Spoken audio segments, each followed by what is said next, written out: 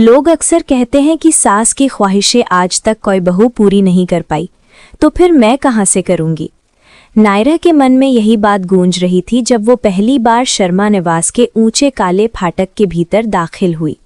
दिल्ली के सबसे महंगे और रईस इलाकों में बना ये घर बाहर से किसी महल जैसा लगता था।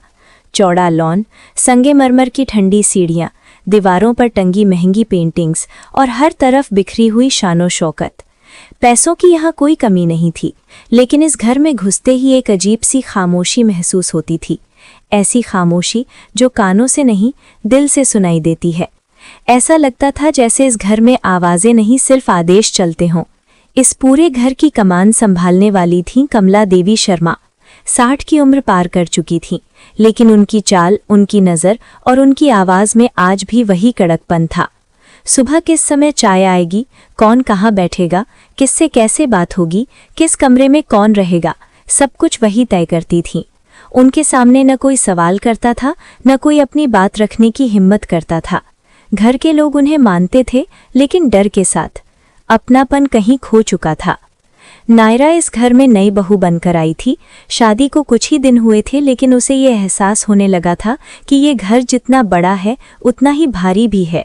हर वक्त उसे लगता था कि कोई उसे देख रहा है, परख रहा है। कभी उसके चलने पर नज़र, कभी उसके खाने बनाने पर, कभी उसके बोलने के तरीके पर।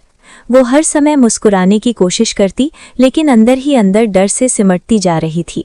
उसे लगता था जैसे वो हर पल किसी परीक्षा में बैठी है, जहां नंबर कभी बताए ही नहीं जाएंगे। नायरा से पहले इस घर में मृदुला आई थी। मृदुला को यहाँ आए 5 साल हो चुके थे। कभी वो भी हंसती बोलती जिंदगी से भरी लड़की थी, लेकिन इन 5 सालों ने उसकी हंसी छीन ली थी। अब उसकी मुस्कान बस नाम की रह गई थी। वो सुबह से रात तक सास की सेवा में लगी रहती। दवाइयाँ, पूजा, खाना, सफाई, हर काम। फिर भी कभी तारीफ नहीं मिली, बस कमी ही कमी निकाली गई। एक सुबह नायरा रसोई में केसरिया खीर बना रही थी।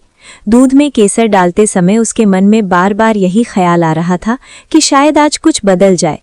तभी मृदुला रसोई में आई और धीमी आवाज में बोली, माँ जी के लिए बना रही हो? हाँ भाभी, नायरा ने कहा। सुबह से बहुत चुप हैं।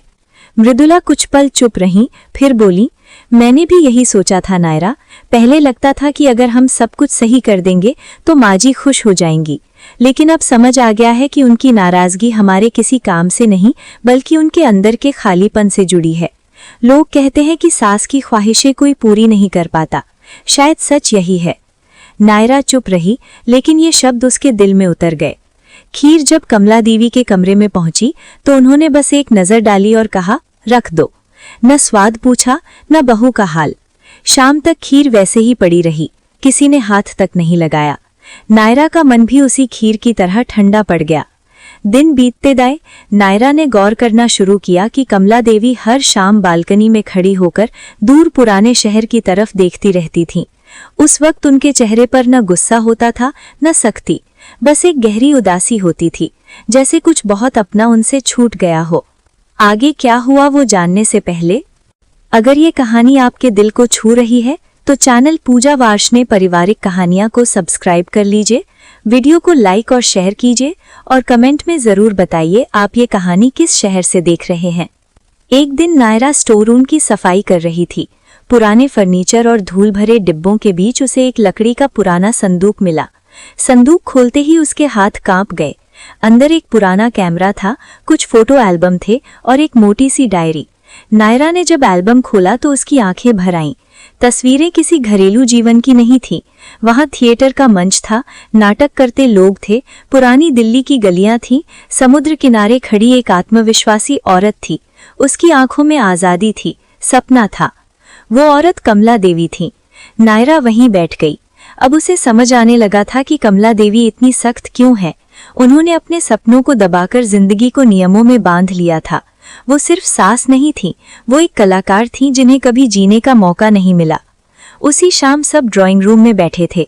नायला ने हिम्मत जुटाकर कमला देवी को एक लिफाफा दिया। ये क्या है?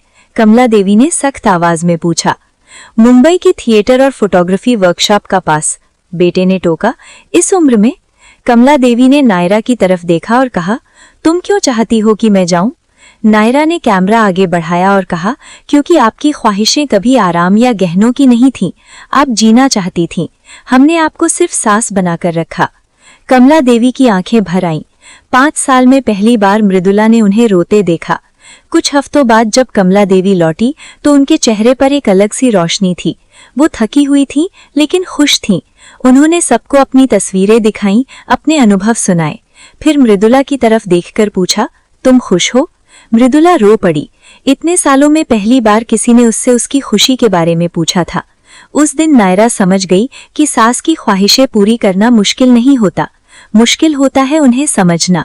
शर्मा निवास में अब पहले जैसा सन्नाटा नहीं था। अब वहां बातें थीं, हंसी थी और रिश्तों में धीरे धीरे गर्माहट लौट आई थी।